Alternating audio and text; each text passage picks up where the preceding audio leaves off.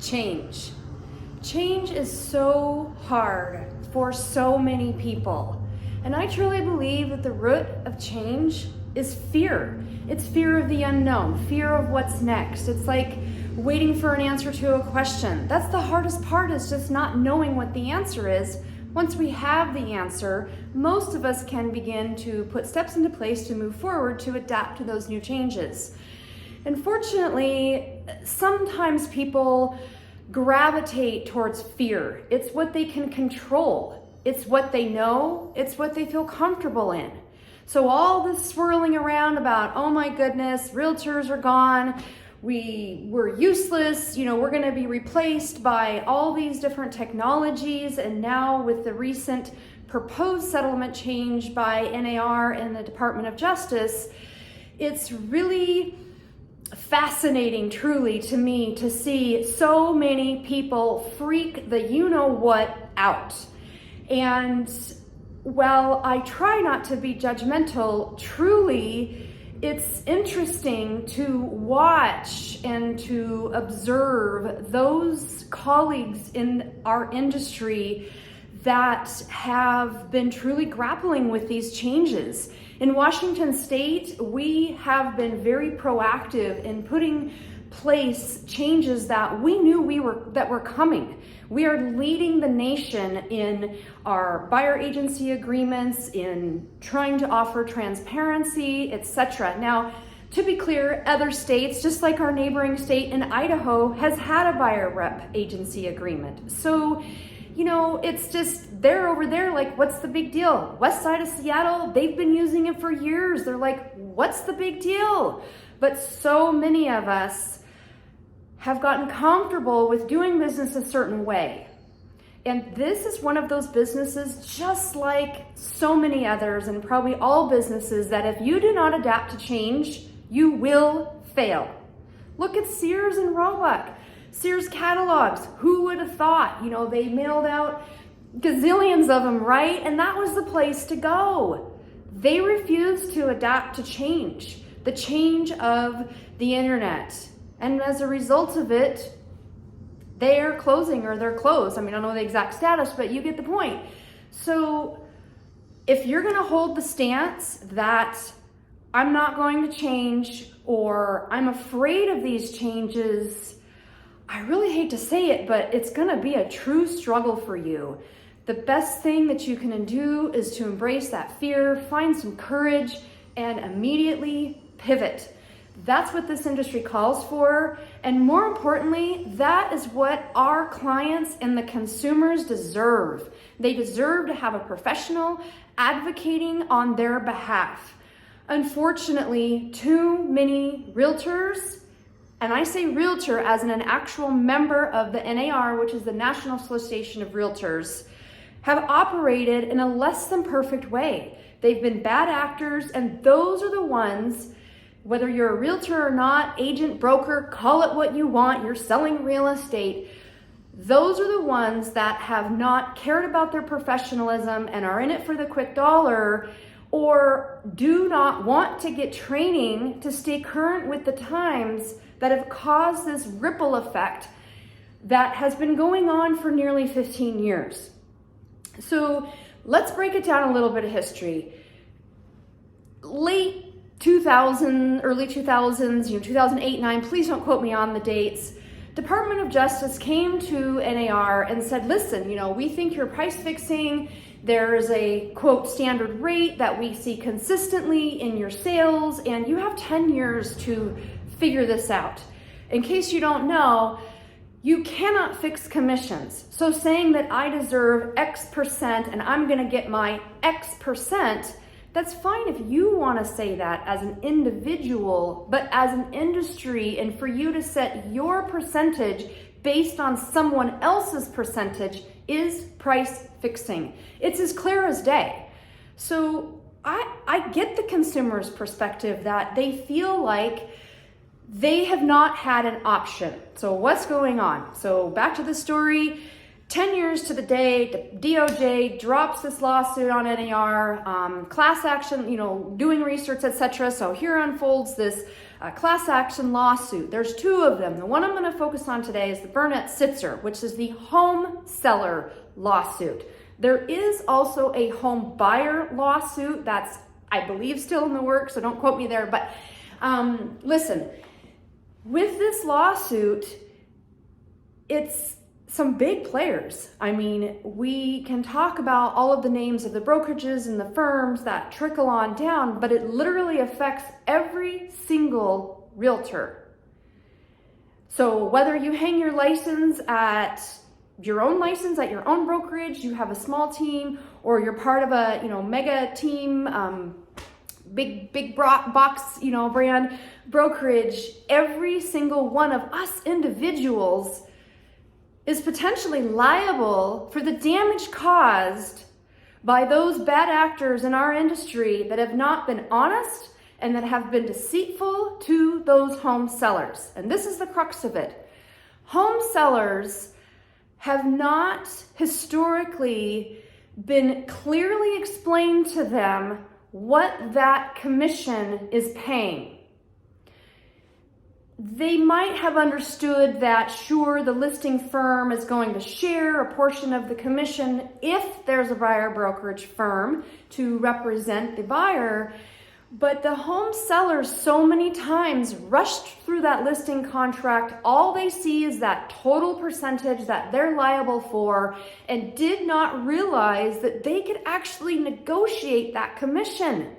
Not only negotiate the commission with their listing firm, that listing agent that's representing the firm, but also what portion of that commission is to offer an incentive or a compensation to the buyer broker, buyer realtor, buyer agent. In this video, they're all going to be the same term unless I specifically call out realtors. So home sellers, like, they're signing this agreement, and their main concern is, why am I paying someone else when their whole purpose is to negotiate against me? And furthermore, that I have no say in what that amount is going to be. I truly think it's BS. I mean, just to be frank. So those agents that have presented those contracts to their sellers without fully explaining that what they're paying goes towards commissions, and even if there's not a buyer agent commission, what does that mean? Typically, it means that they still owe the firm that whole commission amount, right? Luckily, Washington State, with the help of Washington Realtors, has worked hard with our state legislators for us to be able to drive that conversation versus being dictated to us what our contracts are going to look like. So for the last year and a half, and now implemented, passed into law in May, the buyer agency agreement, and our new forms came out this year, January 1. I'm going to talk first about the listing contract. So the listing contract now, commissions or compensations are what we called uncoupled. So it's incredibly clear to the seller that X percentage or dollar amount is going to be paid to the listing firm. If there is a dual agency situation, and I mean a broker dual agent, not a firm dual agent, what is that compensation going to look like? And do they give permission for it in advance when they're signing that listing agreement? What percentage or dollar amount or other they are willing to offer to the buyer broker firm, okay? And then furthermore, what if that buyer is unrepresented? Now, I work with both buyers and sellers. If I have a listing and a buyer comes to me and they want me to write the offer, we need to have a conversation about what that's going to look like. They need to understand that I have a contract with the seller, that in doing so, by them asking me to write that contract and them being unrepresented, there is a difference in that commission. And with my seller's permission, I am having those conversations with those unrepresented buyers, because clearly, and I feel that compensation should be just a little tiny bit more, right? So it needs to be perfectly clear to the seller, hey seller, You know, if I'm representing you solely, this is what you're liable for. If the buyer's unrepresented and I'm going to write the contract, this is your obligation to our firm. If I am a dual agent, this is your obligation to the firm. And if there is an independent buyer broker firm that could be from the same firm, so now we have a firm dual agency or an outside firm, then what is the compensation that that seller is going to offer that buyer firm, right?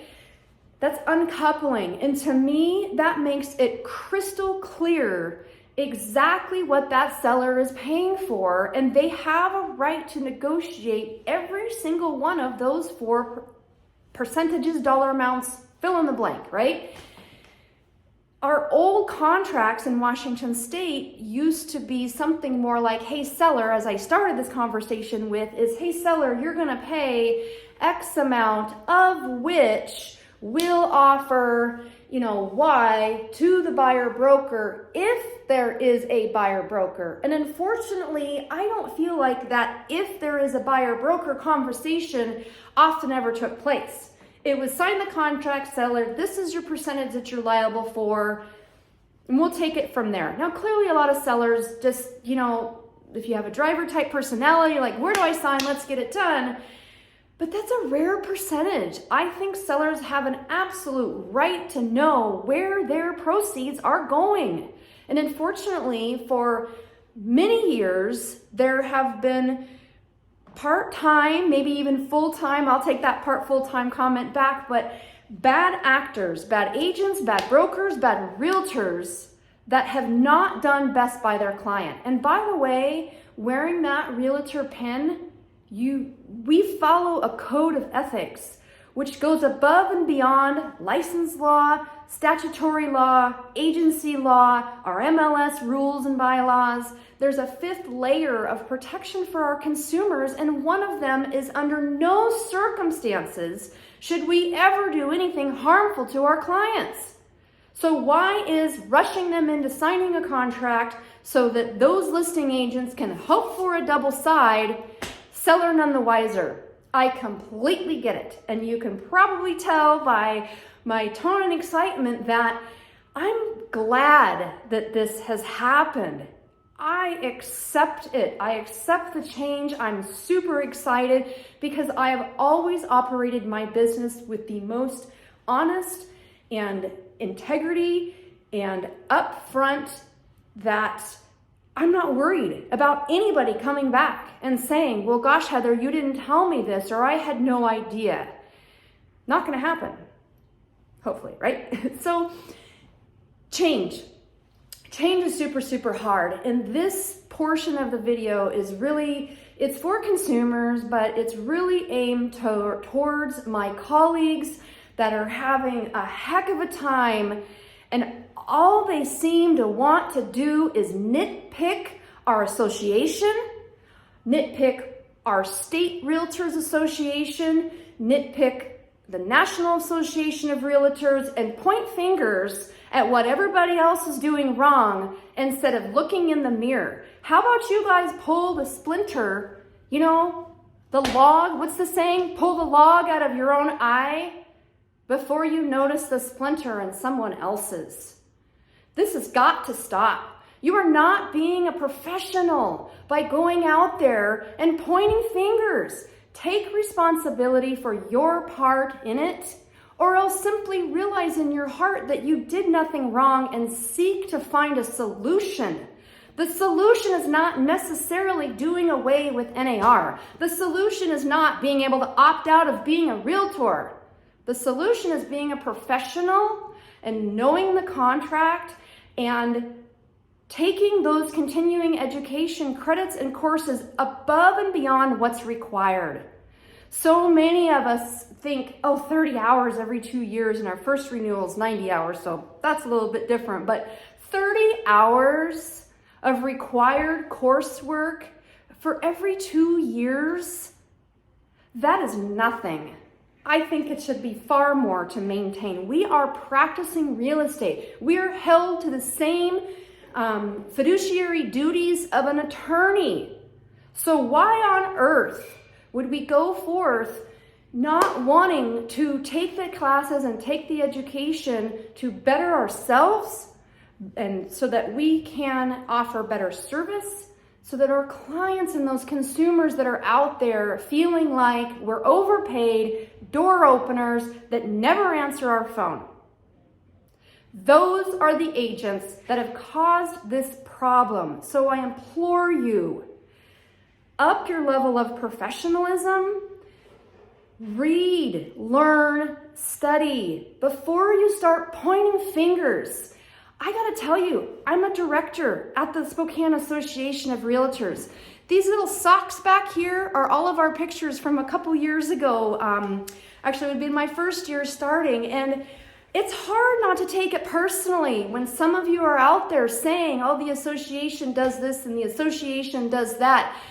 Those comments are so incredibly, generally ignorant. If you knew the work that we put in there and the volunteer hours and hours and hours and the dollars that we give to truly help make our association better for all members, you would never say those things. Being a keyboard warrior up late at night, pointing fingers at those of us that have absolutely no control over the situation is unprofessional. And claiming we do all this work, I see so many posts out there about, oh, I should do this because I get paid this and the average realtor only makes this and because we do this and I have my dues and fees and gas and all this stuff and feel sorry for me. That doesn't really help either. That's not the way to educate the consumer. The way to educate the consumer is to have conversations with them, not copy and paste a post by someone that's probably feeling a little poor me and a little deflated. I get it. Real estate is hard. If you guys called me up and said, Heather, where are you at? Look up my numbers. You know, I haven't had a lot of sales. But during that whole time, I am still working full time to improve myself, to improve my knowledge, to improve my learning, and to continue to mentor those around me and to offer guidance and leadership to our association, despite how it's personally affecting me. This video isn't about me. It's about change. It's about our whole industry in this massive upheaval. But it's not. It's not if we don't make it that way. You know the saying, don't make a mountain out of a molehill? I mean, this could be a blimp in the road, but instead of it being a little speed bump, those that live in fear and want to stir the pot are making it so much worse. It's those small little squeaky voices in any situation, in any industry, that are going to get the loudest amount of bandwidth. And what is the news's job? What is their primary goal? To sell, right? To get you to click further, to increase their likes, to share, and to do all this stuff. So by all of you using the news as your source of information, especially those that have been proven to be wrong, I'm sorry, but shame on you. Where should your information come from if we're talking about a DOJ and an NAR lawsuit? I would like to say that it comes directly from the National Association of Realtors' current president. Read your emails, people. Read the NAR one. Read the Washington Realtors one. Or for goodness sake, read what's in your Spokane one. And instead of reading it with fear and, oh my goodness gracious, the sky is going to fall, how about we look at it from the perspective of, well, this is different. And when that little voice starts going off in our head about, I can't do this, this is changing, well, now what am I going to do? No, come from a point of gratitude and appreciate the information that's being disseminated to you. And those leaders that are trying incredibly hard, they're people too, just like us, to get that information to us in the most speedy, timely, and concise way possible. Now, let me address something else, and I probably should have mentioned this early on. This settlement is a proposed settlement. Because it's a class action lawsuit, it requires the court's approval. So all this swirling around and talking about the settlement, it's a proposal. It's going to take months before it's actually implemented. And most oftentimes in a class action lawsuit, what the court is looking for is the voice that never came forward. So you could have, after the settlement, other voices that didn't surface during have complaints, and this proposed settlement could change. But here's the thing with this proposed settlement. Let's assume that the way it has been proposed to us is accepted by the courts in its entirety. There's a few things to note and a few really encouraging things to note. First and foremost, NAR holds all innocence. They do not feel as an association that we have done this. Now, that's a little contrary to my earlier video. Of course they're going to take that stance. Most organizations do.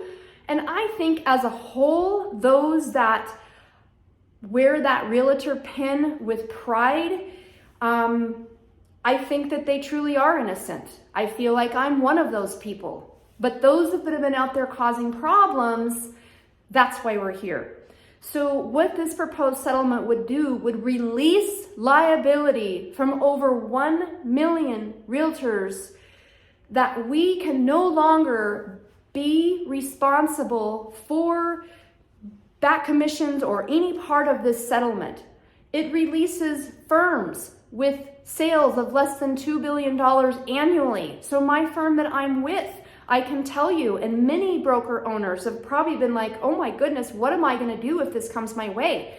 As a director at the association, what are we going to do if this comes in our lap? As a director, I hold personal liability for these choices. That's a risk I'm willing to take for the benefit of our members. And I often do disagree. And one of those voices that says, hey, let's think about this. I don't lockstep with leadership. So again, that's a side note, but another assumption that many of you are making, that we all just follow the leader. And that is not a true statement. Come to a board meeting and you will see. That's not how that works. Additionally, with the proposed lawsuit, buyer agency agreements would be mandatory. Well, lucky for us, Washington State, and those of you over in Idaho, you're already doing this. If you're not familiar with Form 41, 41C, 41A, oh wait, what are those forms? Yeah, 41, 41C, 41A, you need to get incredibly familiar with them. And those that haven't had a sale yet this year, only had a couple, but I've been teaching the course, right? So you need to get very clear and very familiar with it. The consumer deserves our time. What the consumer does not need is you sending them that buyer agency agreement right before they sign an offer, and 5 minutes later that offer's back in your inbox and you didn't take the time to go through that offer with them. How's that going to look in a court? Held to the same fiduciary responsibility of attorney, and you don't review a contract with your client before they sign to sell one of the most, probably the highest asset of their family wealth. It's a shame.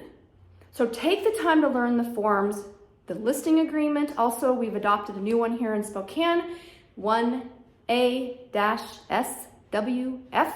Look it up. I was talking about that earlier in the uncoupling of the compensations. And spend the time with our consumers.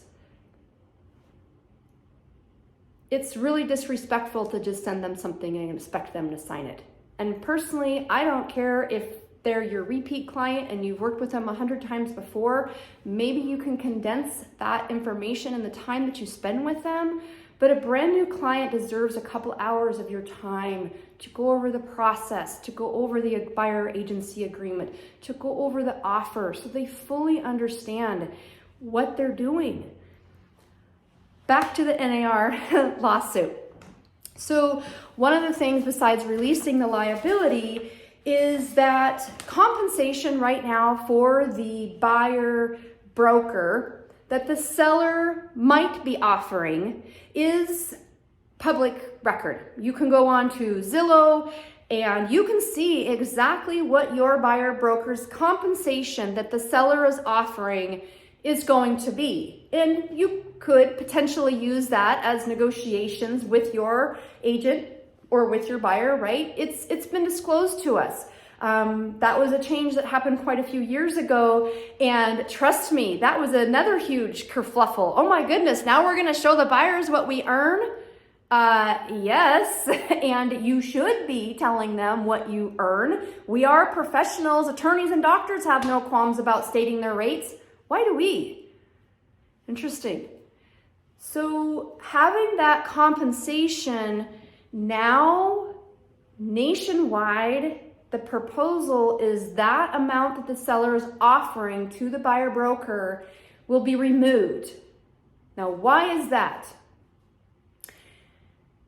It's to help again with that conceived or perceived conception, you know what I'm saying, that commission is fixed. If we pull up, if I have one handy, I should have, but if we pull up a listing in our MLS or clearly on Zillow, right? I mean, but that's where that information is populated from, is from the MLS. Zillow has paid our association to be able to receive all of our listings, including the field of compensation. So what the settlement is proposing is that compensation be hidden. They are not saying that we as individual brokers cannot go to the listing agent and ask what the seller is willing, or if any. That's called communication. That's called negotiation. And I think that that's where some of the fear is coming in, is if you haven't been communicating and you don't know how to negotiate and you don't have emotional intelligence and you're a part-timer, this industry is not for you. It's changing and you must change with it. So if you're sitting with a seller and the seller asks you, well, how much should I offer to the buyer broker firm? Currently, we can print out some sheets or we can go online and say, okay, well, this is your competition and this is what your competition is offering to attract a broker to bring you a buyer.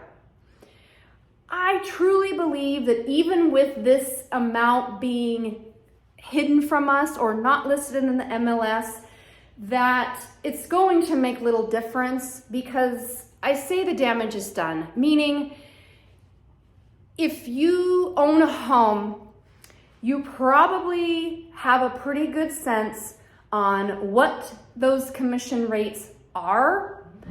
And if nothing else, and you're going into it blind, truly, what is it worth it to you, seller, based on your price point, how quick you have to sell, condition of your house, upgrades, I mean, neighborhood location, I mean, all of that goes into setting the price, right? Well, part of that price, because the commission is deducted from your proceeds, you need to allow for those commissions. Now, do I think that prices are going to drop now that maybe buyer commissions are going to go away? Absolutely not. I mean, we don't drop the price or change the price much if there were concessions given to a buyer to help with their closing costs. Now, appraisers are digging into that, and we do when we're pulling comps as a consideration, but the market doesn't drop. The house of that price, if it was $300,000 and the seller offered $10,000 to the buyer, the house didn't sell for $290,000. No, the house was sold for $300,000. If a cash buyer comes in and doesn't need any kind of help, it's still $300,000. So those are considering factors, but by no means should be used as or to help drive the thought that, you know, it's going to go away or that our prices are going to drop. It's just not true. Again, that is fear talking. You've got to ask yourself, when you start spiraling downwards and you are concerned, where is that coming from? Are you coming from a place of fear? Are you coming from a place of love? Did you know that those two emotions cannot exist at the same time? Try it. I challenge you when you are devastated, and I have done it. Crying. I was at church one day, bawling my eyes out, and I was mad. I was livid mad crying, right?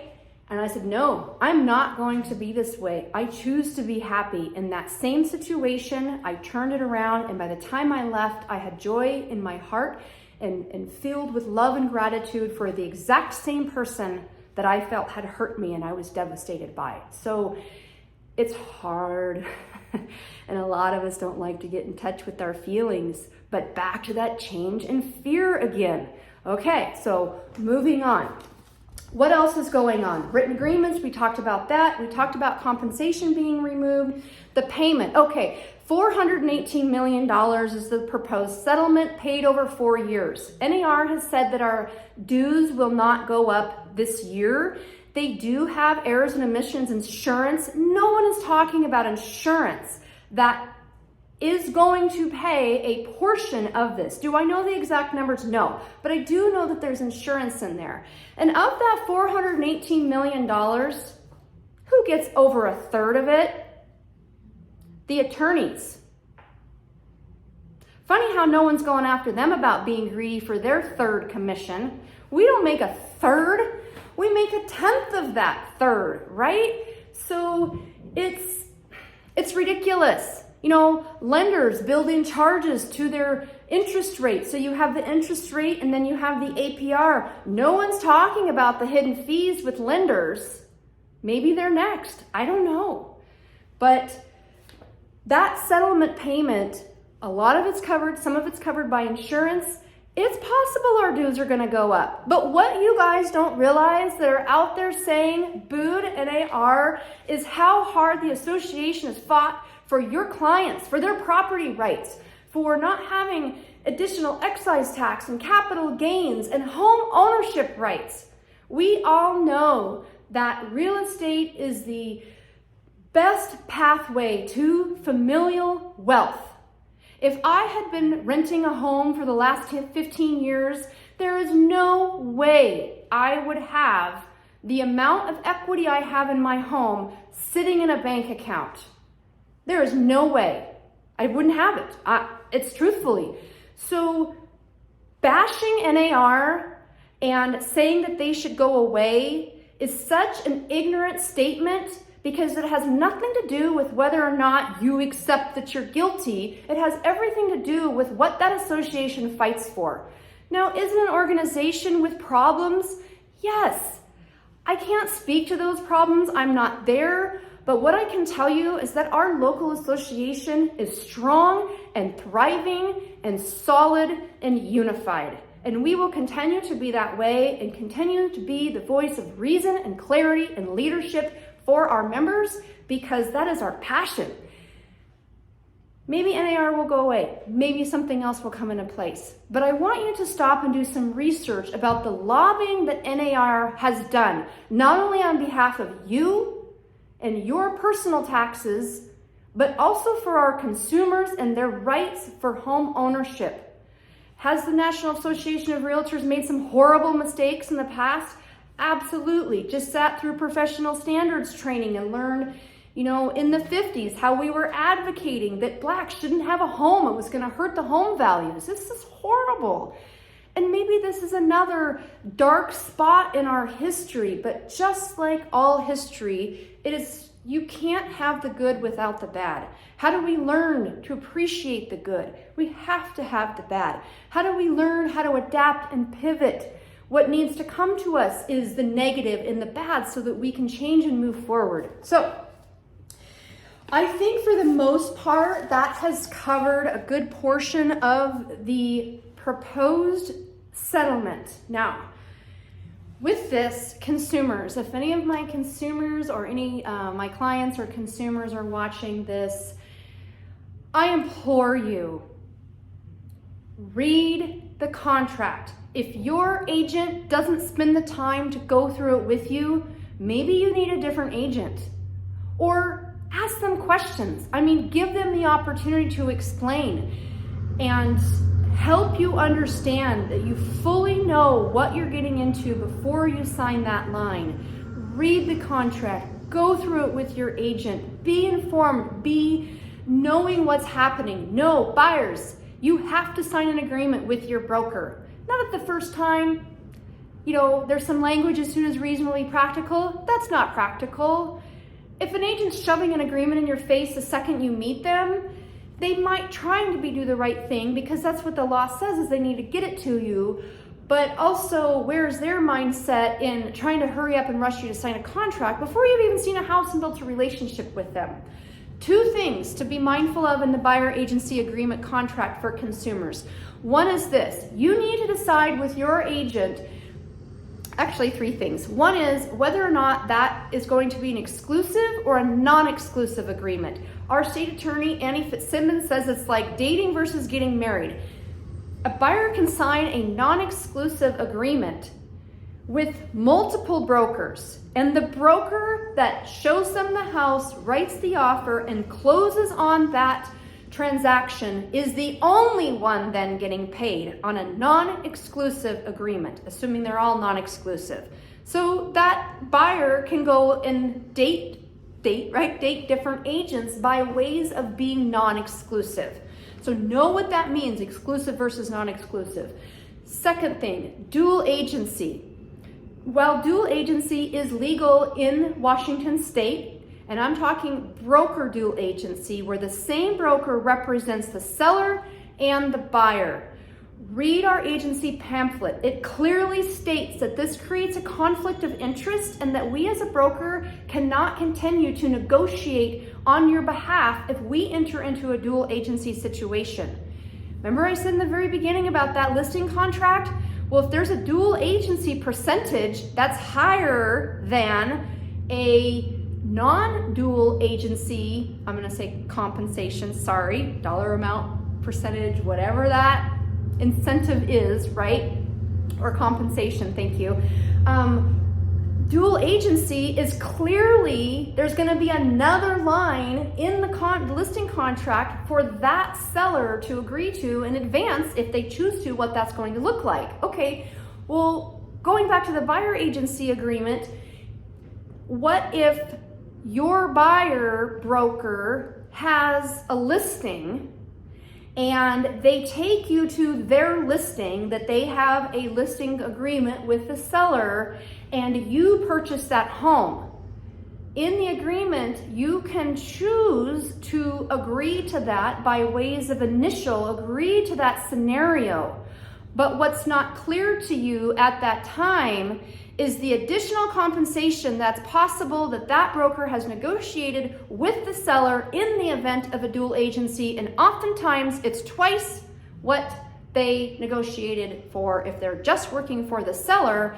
And to me, to get twice as much, to not be able to negotiate on my client's behalf, you as a buyer might want to contemplate what that is and what that means, and if that's the right agent for you.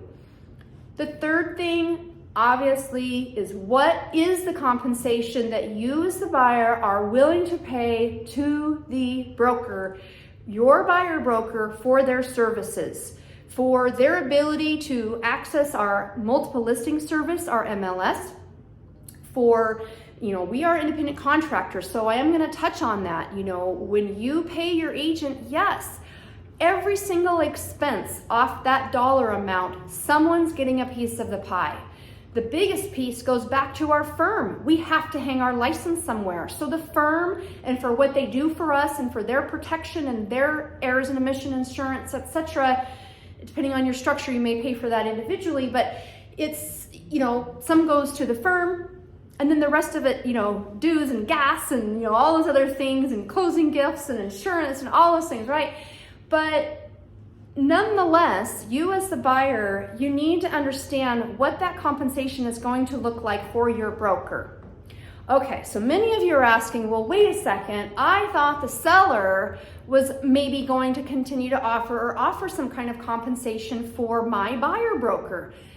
That's true. Many of them, and probably 95, 98% of sellers are offering a nice compensation for the buyer broker to bring a buyer to their listing and bring them a contract. if you have, or when you have that buyer agency agreement with your buyer, what if you're agreeing to pay your buyer broker, we're gonna use donuts. I like donuts, right? I don't eat a lot of them, but I like them. What if you decide you're going to pay your buyer broker 10 donuts and you sign the agreement? Great, you go out looking at multiple homes, your agent does market analysis for you, you find the home you love, you write up the offer, you go through negotiations, etc. You're paying them for those services, but what if what the seller is offering is different from what you have agreed to pay your buyer broker via the buyer broker agency agreement? Okay, so you said I'm gonna pay you 10 donuts, buyer broker, great. Seller says, well, I'm only offering 5 donuts, all right? So you as the buyer, unless your agent goes to the seller and attempts to negotiate the additional 5 donuts, you buyer are on the hook for those 5 donuts at closing. And this is where I say you need to be aware of what's going on, because the last thing I want for any buyers is to sign a contract and then before they know it, they're at the closing table, and not only do they have their down payment on their loan, their closing costs, but now 5 more donuts that they have to pay to their agent because they owe them 10 and the seller's only offering 5. All right, so what do? Buyer broker. Under no circumstances, if you are operating ethically and going over the contract with your client, will your client not know what they're doing and where that difference is coming from. You're gonna have a conversation with them and say, listen, I'm gonna go to the seller and we're gonna ask the seller, hey seller, we're bringing you this offer, here's our price, here's our terms, and one of those terms is, I have an agreement with my buyer. They agreed to pay me 10 donuts. You're only offering me 5 donuts. Hey buyer, will you give me the other 5 donuts for this buyer? And you send that over in the offer. Just like, will you accept my price? Will you accept my closing date? Will you accept all of the other terms? It's a term in the contract. So seller's gonna sign it as is. That would be ideal, right? That's always what every buyer and buyer broker wishes for, is just sign it as it is so we can, move on to closing. But seller oftentimes are gonna send a counter offer. They could be countering back a closing date. They could counter back the price. They could counter back, well, I'm not gonna leave the washer and dryer. They could counter back all kinds of things. And one of which is, they can come back and say, well, no, I was offering 5. I understand your contract says 10, but maybe I'll up it to 7, okay? So it's a counter offer back. And what that counter offer truly is a rejection of the first offer, using the terms of the first offer. We like everything but X, Y, and Z. And so here, buyer, back in your plate. It's not a contract until the buyer then signs the dotted line and says, okay, great. I accept this, seller. I accept that you're gonna now pay 7 donuts, and I understand that I'm either going to have to renegotiate with my agent for those 3 donuts, or I'm liable for those 3 donuts at closing. And when you sign that final dotted line, again, if you're not paying attention and going over the contract with your buyer and buyer brokers, if you're not pointing this out to them, you may create a situation where that sale is going to fail at closing because the buyer, when they get their final settlement statement, is not prepared to pay the extra 3 donuts. Do not do this to your clients. And buyers, please know what you're signing. Just like everything else, take the time to go through the process. It's a counteroffer back. Now, there's a lot of ways in which we can present this, and strategies and negotiations and techniques that is a whole other topic. My business practice is this. Buyer, when I'm sitting down with them at the time in which I'm doing the buyer consultation from the very beginning, before so much else is covered before we even get to the contract, right? So now we're at the agency contract, the buyer agency contract. Listen, buyer, I charge 10 donuts for my services. Commissions are negotiable. I charge 10 donuts. It's possible the seller might not be offering 10 donuts. So I'm going to go through the offer and negotiate those additional 5 donuts. If at the end of the day, the seller says, no, I'm only going to offer 5, or I'm not going to offer any, you and I are going to have another conversation about our agency agreement. And that's where we can create an addendum to that agreement that could potentially change what that compensation is going to look like. I might say, you know what? You've been really great to work with. We've seen this through the long run. You've been a great buyer. I've really enjoyed this time with you. I want to gift you those other 3 donuts. The seller's giving me 7. I work for 10, but in this case, I'm going to gift you those other 3 donuts. Because it's more important to me to not have those 3 donuts and for you to have a house than it is for me to hold out and try to get those 3 donuts from you or to see you lose the house of your dreams. It's one technique. There are much more hard and fast negotiations that we can practice and implement, but if our whole job is what? To advocate for property rights and property ownership, that truly should be the core of our negotiations, is making sure our clients get what they want, the best price possible, so that they feel, those buyers, that they feel like they didn't miss out on anything, they feel like they didn't overpay, the sellers got what they wanted, and everybody can leave with a happy smile on their face and feel good about the transaction. There is no reason real estate needs to be stressful and dramatic. If you've gotten this far and you're a broker and you often wonder why all of your sales have some crazy circumstance going on with it, oh my gosh, I can't believe this happened and that happened, and the buyer did this and the seller did this, and can you believe the agent did this? And every single transaction goes that way. It might be time for you to look in the mirror and understand what you're bringing to the transaction. Funny thing, maybe not funny, a lot of my clients this last year have been going through really difficult times. They've had to sell because of hardship, death, divorce,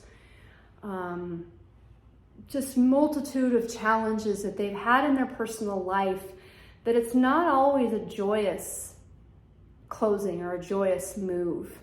They would probably prefer to stay where they are. And what's been reflective for me is I too have had some struggles this last year. I've struggled in my relationship. I've struggled financially. I've had other struggles. So it's interesting to me that I'm bringing something and attracting something with those clients. Now, for me, I look at that as a gift because I've had hardship and I've felt suffering and grief, that I have the compassion and the empathy to be able to walk those clients through those difficult times. So, it's something that I reflect on, but I also really am honored and proud to be able to help those clients during those times of stress.